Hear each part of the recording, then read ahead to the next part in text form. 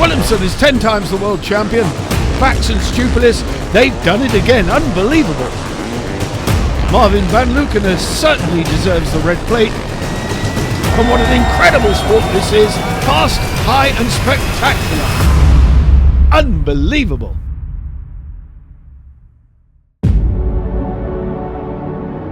Hello and welcome to our look back at a fantastic WSC 2022 season. We visited 5 nations, the length and breadth of Europe. We held 6 rounds on some of the best and the most difficult motocross tracks in the world. We had 12 Grand Prix races in grueling and sometimes almost impossible conditions, and always drama. We saw the best teams in the world succeed and fail. We saw joy, immense effort, old hands, new blood, young talent. Stalwarts from almost a bygone era flex their muscles and still come out on top. We're going to be looking at the season through the eyes of 2 men who ended up fighting tooth and nail into the closing stages, making this one of the most exciting, albeit short, seasons we have ever witnessed.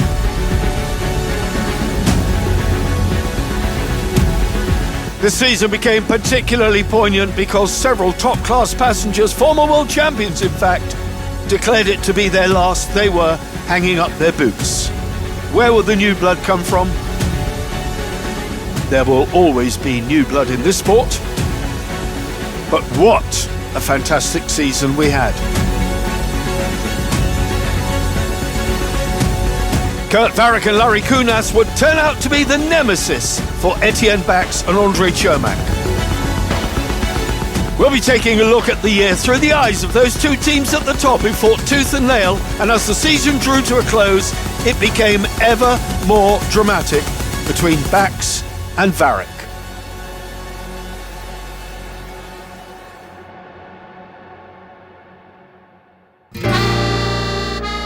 Markelo in the Netherlands was the venue for the first round of this 6-round championship.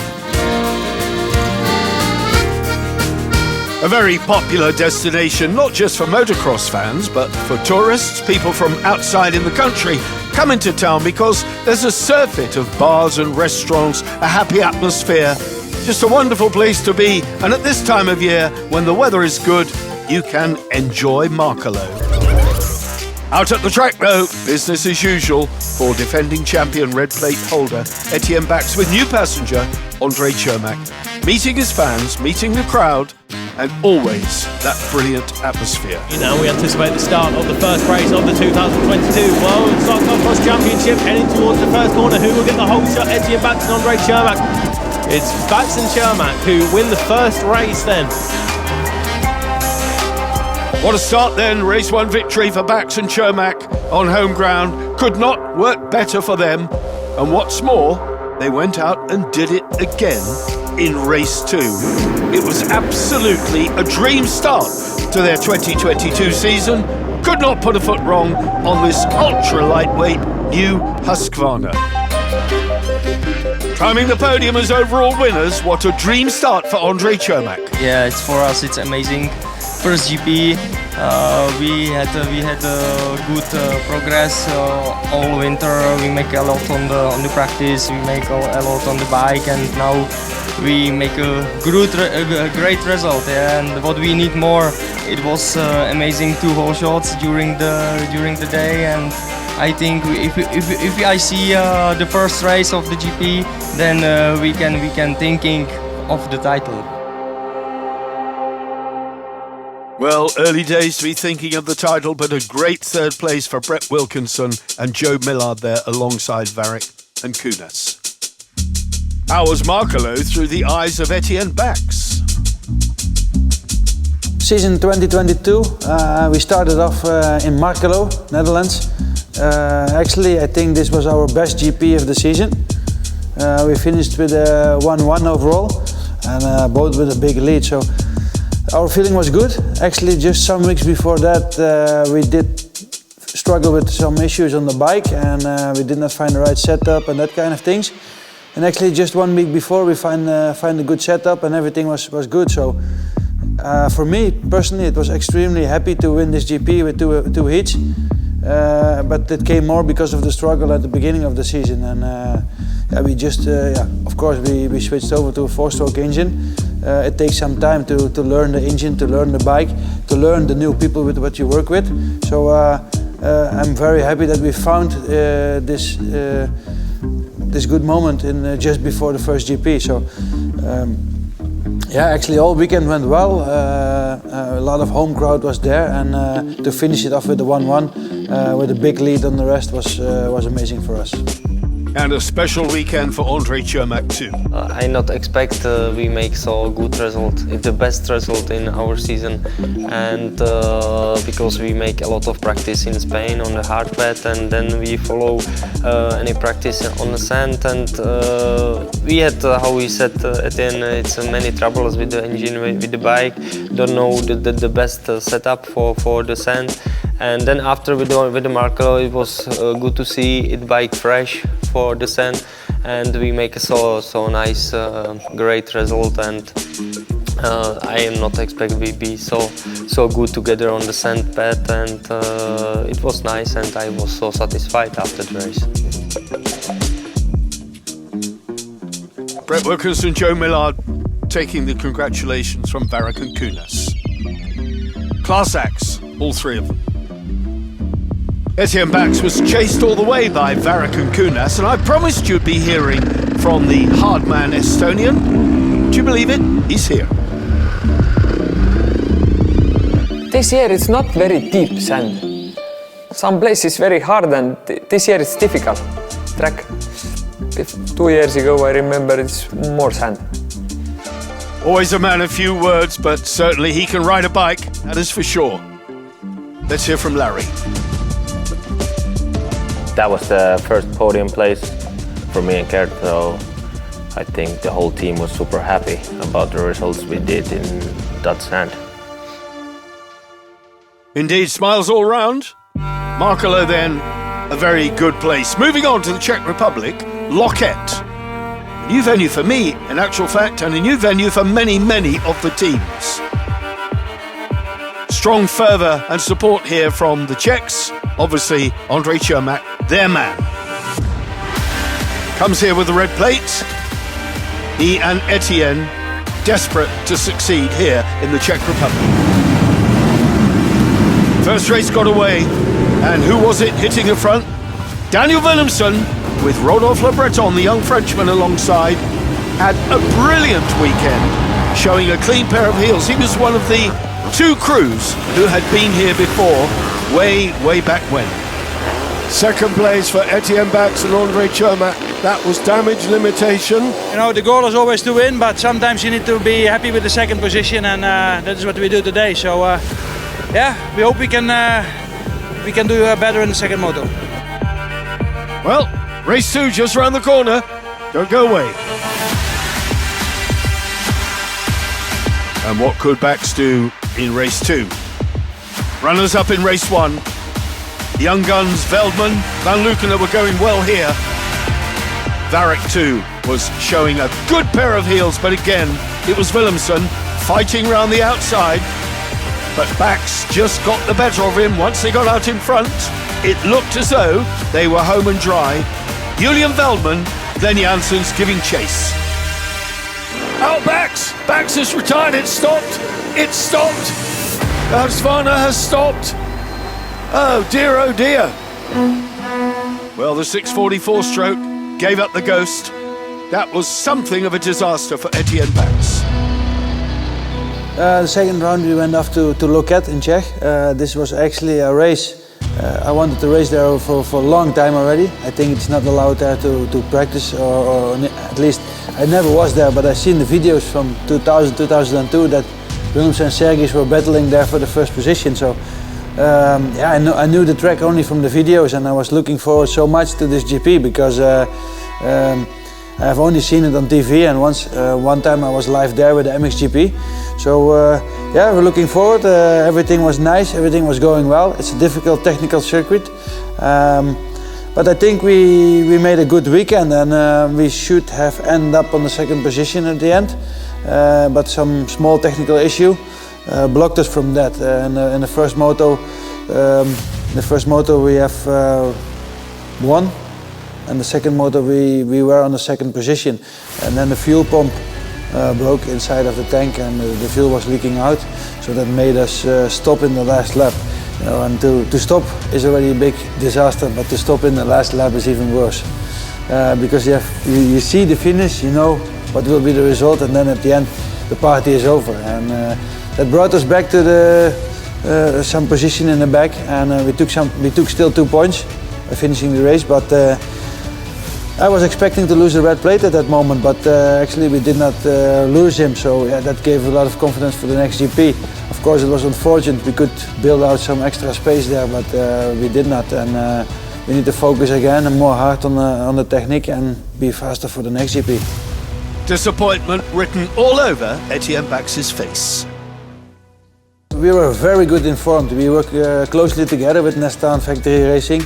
It's the Husqvarna factory team of the MXGP. They give us a lot of info. So if there's new parts coming out, they tell us what's the plus and the minus and where to look out for. So this is amazing, because this can help you so much. You know, you don't need to look anymore from the beginning, and you don't need to wait till you have till you break down yourself. So with that knowledge, we could do a lot, but still, you know, we need to get used to everything. It's a complete different technique, so we need to work on this bike in a different way. Not only our mechanics, but all team. You know, you need to find a way together, and sometimes it takes a couple of weeks, and that was what happened now. And this was just a stupid failure, what will never happen anymore. It was just the fuel pump that came out from the tank, and we should have checked this. We did, but we did not in the weekend, because we ride all winter and did not have any problems with this. And then in the second moto it happened, you know. So yeah, it will never happen to us again. Home ground for Cermak, of course. Was he happy? How Etienne said, it never be there before, and I also not so expect be so hard track, so hard, but it was many technical section on the track, and I think we can see around the teams had so difficult race, and we feel comfortable, we feel nice on the track. It was the trouble in the second race that can happen. I think it's every time we can make this, or we can get from the motorcycle or from the motorsport. But what I see from Etienne's and from our team, it was nice if they are always to work to make the best bike and to make any details perfect, and make focus for ourselves and also for the team and for the bike. It's nice. But this was one round where Kurt Varick had to dig really deep. Not good, because this track and everything was very good, nice, and I get some problems. I'm sick this time, and very hard for me. And first race I remember bike not working, 2 times stop, and not easy. We not lost much points. This is important. Yeah, he was super sick the whole weekend, like completely no voice, and just clogged up his nose and all that, so it wasn't easy for him, and we did the best we could. I think we still went like race by race and not thinking about the title yet. Just trying to do our best every week and then see where it goes.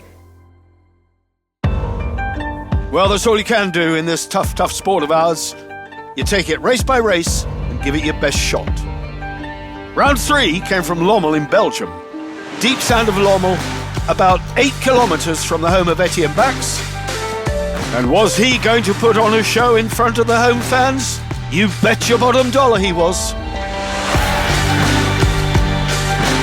Deep sound of Lommel, meat and drink to Etienne Bax.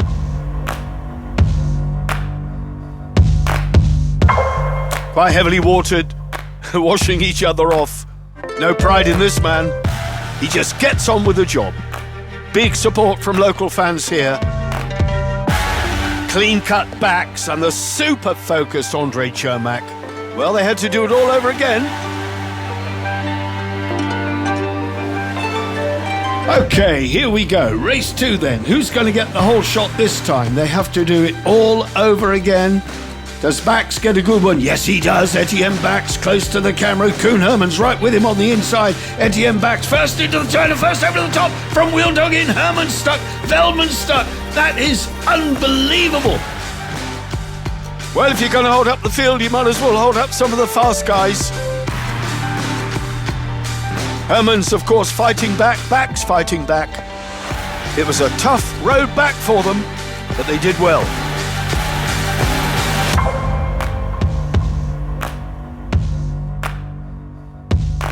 Overall winners in Lommel as well. Top of the podium. Brilliant. Retaining the red plate. They're on target.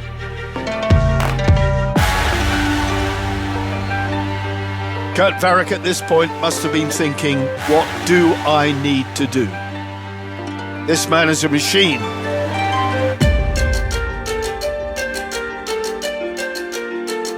Now Lukina going well on home ground. Robbie Bax in his last season. Adoring fans here in Lommel. Varrick and Bax sharing a joke. What does he have to do to beat this man? But it was indeed home ground, let's be fair.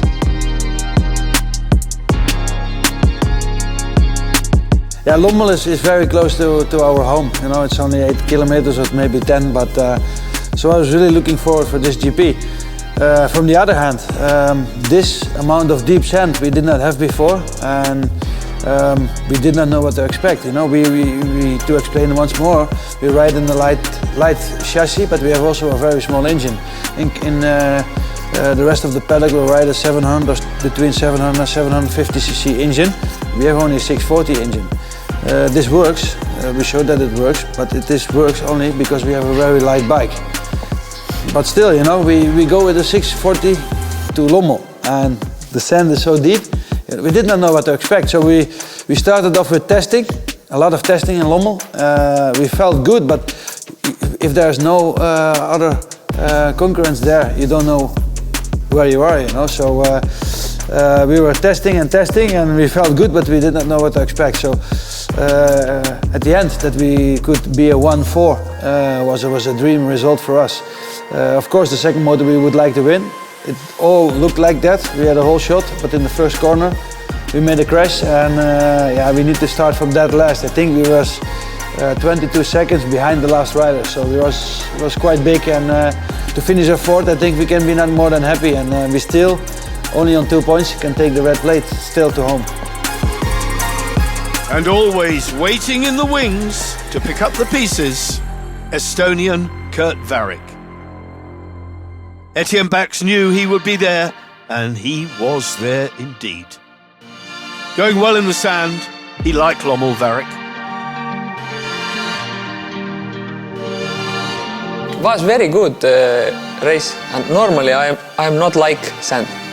Every year Lommel we driving good. Normally, yeah, I like more hard track, and also, always coming Lommel good result. Well, getting recognition for the whole shot in Lommel, that cannot be a bad thing. Larry was delighted. I actually didn't expect it, as the Saturday was really hard for us and not so good speed, but Sunday was really good. Starts were almost perfect, and speed was really good.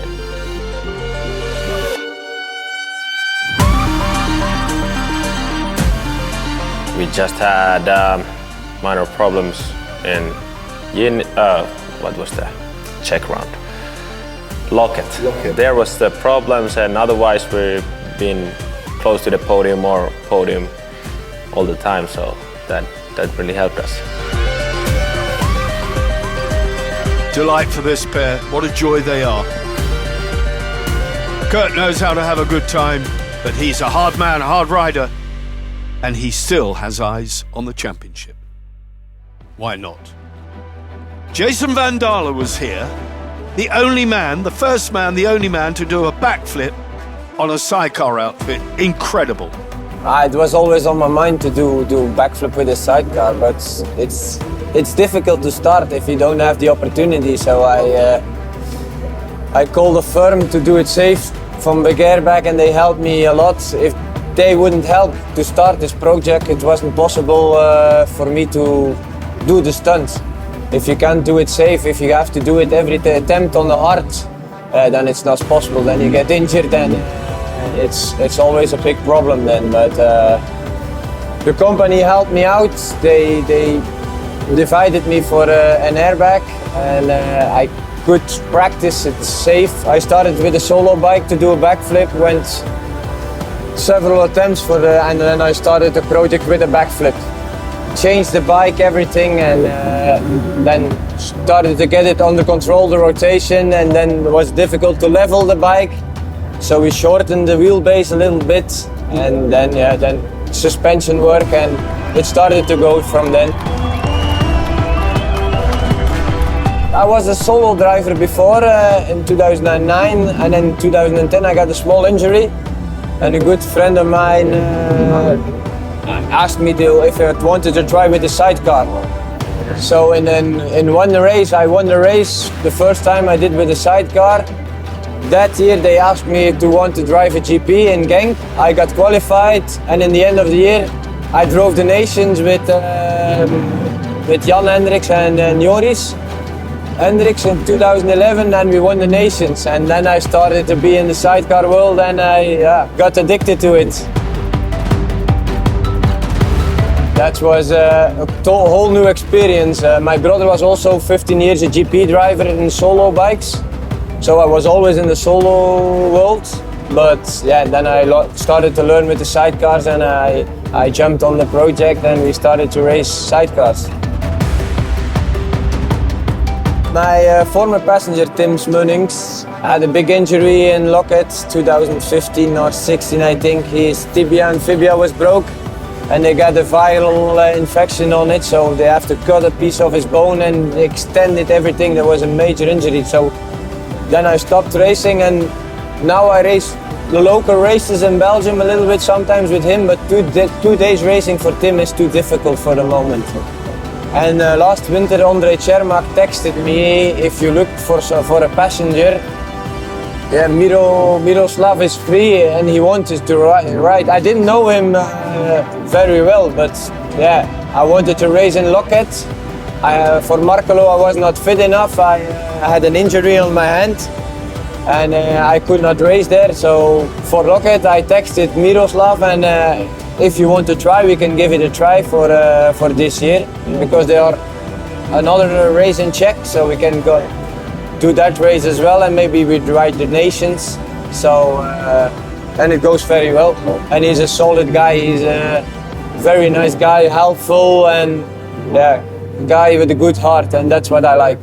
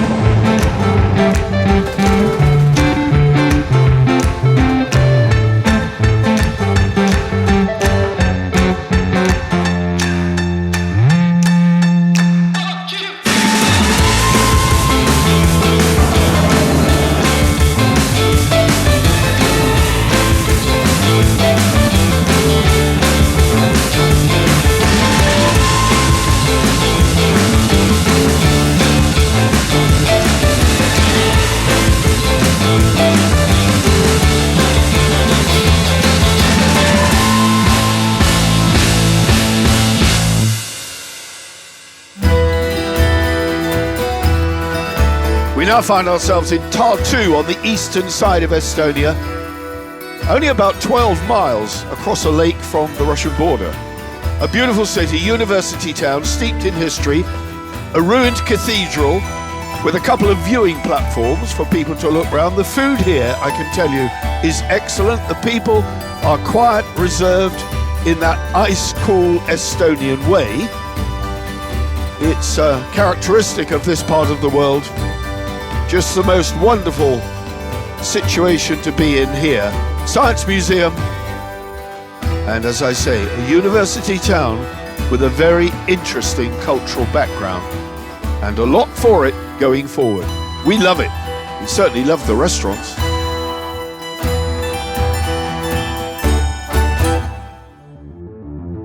Malanga Motorcestus complex, where the boys had fun and games on the karts the day before the action got underway. The motocross track, though, right next door, and it was almost time for the serious business. Once the karting was over, Van Lukenen actually climbed out on top. Will he repeat that in the motocross? I wonder. Three teams came here just 9 points apart. Etienne Bax knowing what he had to do, but Kurt Varick on home ground was very, very strong and gave chase, and in actual fact had the most brilliant weekend. It was drama all the way through. Bax could not win race 1. Varick had him beaten. There were things to do before race 2, and no one knew better than Etienne Bax. He and Andre Chermak came to the line for race 2 with a different plan, and that plan worked. The first part of it was getting the whole shot, which they did as they nipped in front of Kurt Varick and Larry Kunas. The home crowd here were going balmy for Varick, but it was Bax who took victory in race 2, holding the red plate. Top of the podium, it was Varick.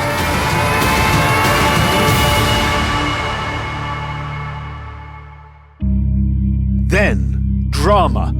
A steward's inquiry declared that Etienne Bax had in fact passed on a yellow flag, which to this day he disputes. The end result of that was that Etienne Bax and Andre Chermak were penalised 10 places and left Lanka trailing new red plate holders Kurt Varick and Larry Kunas. Etienne Bax takes up the story. Then next GP we went to Estonia, Lange circuit. We know this track from last year. It's a nice sand circuit as well. So we know about the setup, what to prepare. We went there. We had actually a very good weekend, solid weekend, nothing happened. First motor we could finish on the 3rd position. That had to do with a step up. There was a triple up, and our bike, we didn't get enough speed to jump up. So there were some risky moments, and we decided before the heat already to not jump the triple. After all, it was not a very smart thing, because we lost 2 positions. We take a whole shot and we lose two positions because not jumping the triple. This is what we have changed after the first motor. We said we need to do this, we need to find other lines, we need to jump this. And that's what we did. So we were so happy to win the second motor, because it was already so tight on points, and by this we could still take the red plate home. And you know, at this point of the season, you need to think, focus week by week, and that was the focus for that weekend, to take back that red plate. Eventually it was not like this. Yeah, we took it home, the red plate, but there was a protest against us where we lost 10 positions. So to be there so far from home and then they take off some 10 places, and to me it felt not honest, but not good. So I was not happy about this, and you're far from home to take away so many points, and then you think this can be the end. You know, this can cause us a problem, that we will win the world title anymore. I not expect if it can be true. Yeah? Always, if we are in a finish in the second motor, we still so happy, because we take the so difficult moment on the track. We take the triple and we win the second race, and we be so satisfied together. We get again the red plate on the podium, but then we know from the FIM room we make some bad moment on the track, and we get the penalty, but we don't understand why. Always we make everything good on the track. Why they get to us the protest? or why they get to us the penalty. And then we trust to get the point after the GP in Estonia. We trust to get the point back. But if we know the situation, how was exactly, it's not clear by the rules that we not get the point back, and we have only 2 GPs to be back on the play for the title. It was so difficult, and it not be so easy to be concentrate for. But we are, or I be satisfied if I am next to the Etienne, because he know his quality, and that was important for to do for next 2 races. But for Kurt Varrick and Larry Kunas, or Varrick on home ground, it was a very different story. He actually would leave Langer 19 points in the lead of the World Championship, holding the red plate. He was a local hero that day and forever. First moment, maybe I'm not understand nothing very big different. I'm happy, of course.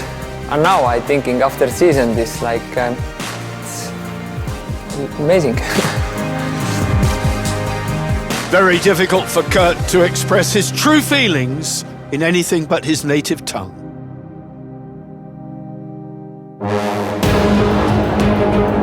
Then it was on to Kaplica in the Czech Republic.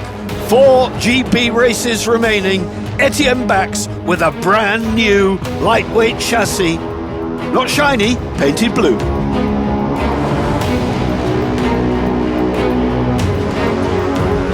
This will be a key weekend for sure. That's true.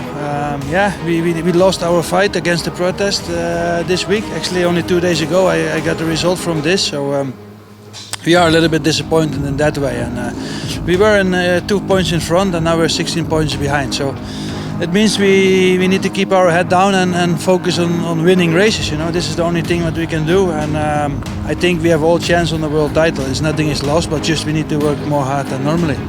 This is only one more, you know, but the setback is always difficult, you know, for sure, because I think that it was not right what they did to me, the protest, and I will never change my mind about this. So it's hard, but you know, we need to deal with this, and like I say, 16 points it can be back in one heat. So we need to keep focusing on our material and our riding, and if we keep winning races like we did already for a good part in the season, it will be no problem. So all the pressure is on Varrick at the moment, and I think he never have been in this situation, riding red plate, standing in the lead of the championship. So I think all focus, he has the biggest pressure for this weekend. Some people say, oh, now you lose the chance, but no. Actually, we're quite close, and I think we're going to take it back. And when Etienne Bax says words like that, you'd better believe it, he meant business in Kaplica.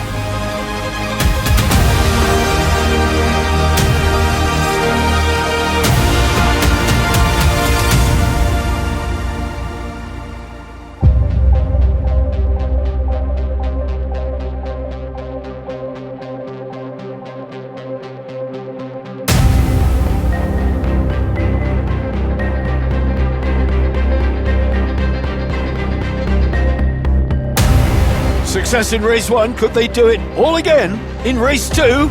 You could bet they'd be trying. The steely focus of Etienne Bax with more than a point to prove.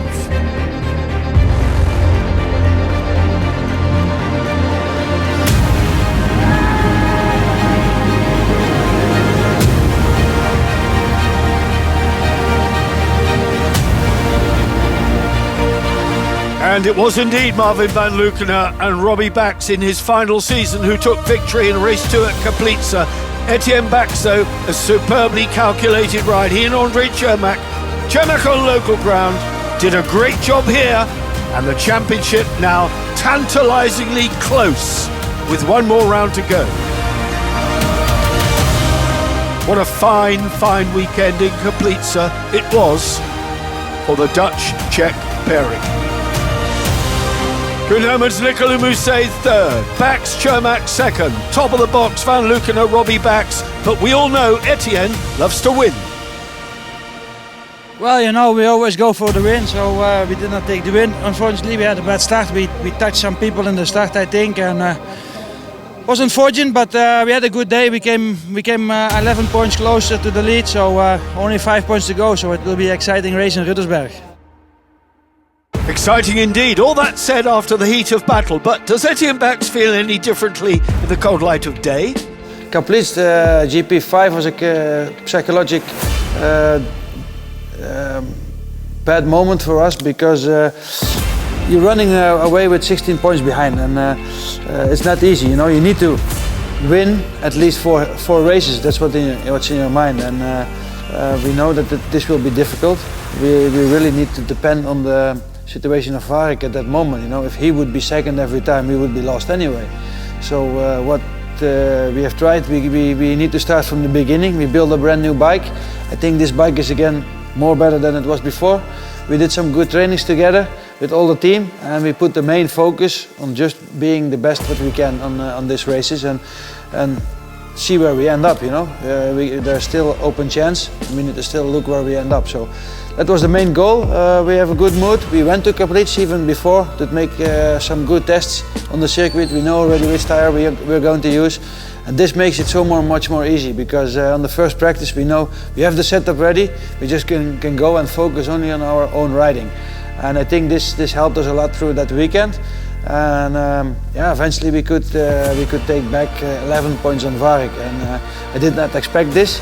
If we would be riding better in the second motor, it could be more because we finished in the third position. But you know, we need to be happy with another solid result, and that's what we were. So yeah, from that moment on, all eyes were open again, and we know what to do in Ruttersberg. This Kaplice was very hard for me. After this 1 week, I complete bed, I sleeping. After Lange, it was already like, then we were starting about the title and pushing towards it, so of course the pressure came along. And it all came along to here, Rudelsburg in Germany, the most distinctive alpine feeling to this beautiful town. Again, wonderful people, great bars, great restaurants, the scenery's spectacular, but the storms have been raging here. The weather's been very, very tough here. Too much rain, and out at the motocross track, that was no exception.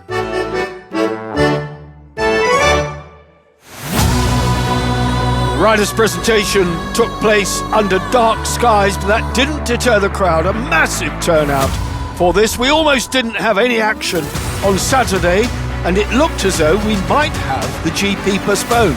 But hard work by the organisers got us 2 Grand Prix races away, and what a weekend we enjoyed here in Rudelsburg.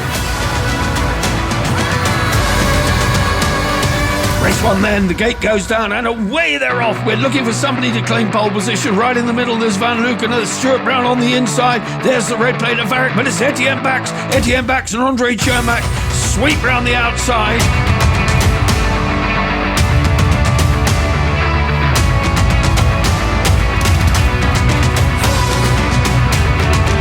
Checker flag goes, the firecrackers go, and Etienne Bax and Andre Chermak, job done.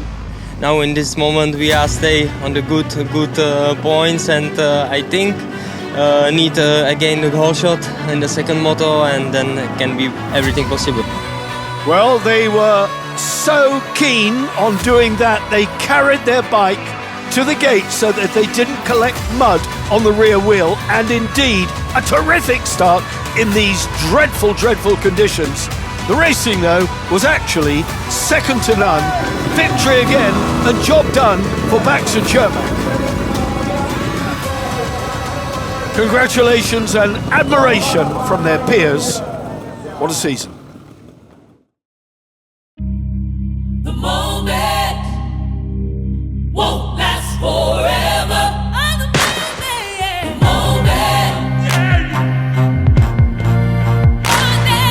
The relief, obvious. My state of mind when we went to Rudelsberg was not easy. You know, all week we knew already the weather forecast. It will be rainy and it will be bad.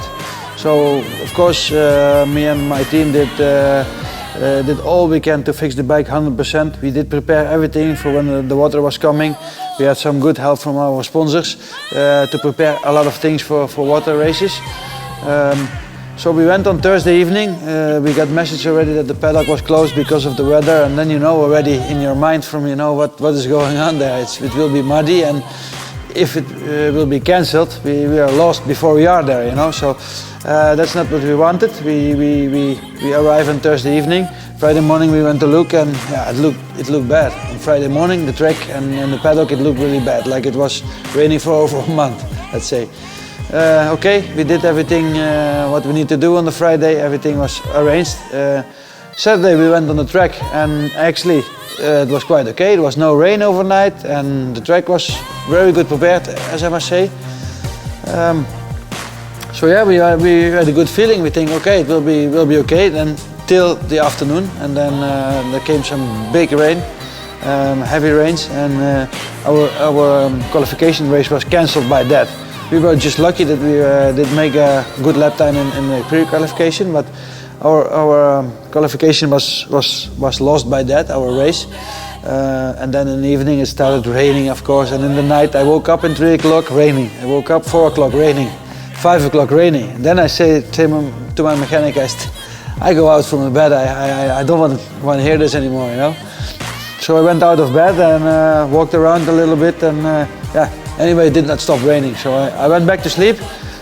In the morning, I think, no, we just wait for to be cancelled, it cannot be. Then the practice was cancelled, so I think, yeah, how this will end up. And then I must say, big thank you to the club and to the organizer, who did, I think, everything what they can do, because the track was perfect on Moto 1 and Moto 2. So yeah, we know what to do. We win Moto 1. Points even with Varik, so it was a very close finish. And then Moto 2, we know what to do. We try to win the race, of course, but yeah, there is some stress, and you need to find a good way. Van Luchteren was pushing hard, and he wanted to win the race, as I can understand. And we just let him go, try to ride our own race, and make a good pace to finish in second position. It's the fastest guy, and my feeling, I'm not lost. This second place, it's for me also a little bit like maximum. Yeah, second place was really good. Best we could hope for, and just an amazing season, and with all the fans coming to watch, it was truly amazing. I need to say, like, we not lost one place, we win second place. What a wonderful way to be, Kurt Varik, and what an opponent he's been. Yeah, every effort was made by the club and by the organization and FIM, and everybody together. They worked really good together. And I have lost the championship in 2014. For my feeling, I've lost it. I was still 9 points behind Adriaans at that moment, but I lost it because the race was cancelled. So I really expected the same this weekend, and that did not happen. It still blew my mind, but it's only because of the hard work from the organization. They prepared already many times before. They take off the top layer of the track, something what is unusual in a hard pack track, but they did it, everything. So yeah, because of that we had 2 nice races, and we had the deserved world title, I think. I don't know if it's the good word for this. Yeah, it was an amazing moment, and only if I am back to speak how was the feeling during all Sunday, and if I see also the weather, it not be so good for my feeling to know how can be if be cancelled, or if it be possible to take back the points, or to be in the play for the title. But the organizer, how at the end said that they make so a lot. If I see the big holes with the mud and from out of the track, it was so nice to see, and they still make a hard bet on the around of the circuit, and it's really amazing. But for my feeling, if I be in the finish on the second moto, I not trust to myself to this moment. If I am be there and I have the first title. For me, it was always on the high level and never can be there, but it was possible. It is how it is, and I am so happy if I am first man in Czech Republic who has this. It's nice, yeah. Ondřej Čermák, first Czech Republic world champion in Sidecar Motocross. Well, of course I can remember all world titles, but this one was special. First of all, the other titles I take only in years what was not even. So 2015, 17, 19, 21. So now it's 22. So I break that. So for that I am happy. But you know, every world title is different. Everything has its own way, and I think that's good because, like I always say, you know, the world title is nice to have that plate in your hand and everything, but it's the road to the title what is the most nice, and that's something what you will never forget. You know, this plate is make me happy for the moment, but it's the road to the world title what makes it special. And like I've learned this year, we have a very good team together. You know, with Ondřej, but also with the people around Ondřej, friendly people, helpful people. Our team. You know, my friend Jan Visser, he was there every week. He's coming, he need to ride on the evening 350 kilometers to work on the bike. He was there always when we needed him. And of course the guys Patrick and Meinrad who did the engines, they were there always making setups. If we have difficulties, they came to Holland. Nothing was too much, you know. We just have a great team. My father and Pierre, the truck driver, are involved. They put the truck everywhere. We just have a great team, and that makes it special to take another world title. And it's the road to the world title what makes it special. Well said, Etienne. Teamwork is everything in Sidecarcross, as we all know. Well, I think everybody with a motocross team knows it never stops. You know, now already last week we start with the preparation for next season. We need to order parts, and a lot of things have to happen. You know, I need to visit all our sponsors and look for what we can do for next year. So it's a nice thing, but it takes also 1 month, and so then it's already end of November, medium November. I mean, we start building bikes to go in January back to Spain. So this work never stops. I have a free weekend, and we have a free weekend when we go to Rimini for the FIM Gala. And with Christmas time it's free, but for the rest you need to keep on working, because if you fall asleep now and take it easy now, it will be a disadvantage in the beginning of next season. So you need to keep on pushing till everything is ready, and then you can take a quiet time. Williamson is 10 times the world champion. Bax and Stupilis, they've done it again. Unbelievable. Marvin van Lukenes certainly deserves the red plate. And what an incredible sport this is. Fast, high and spectacular. Unbelievable.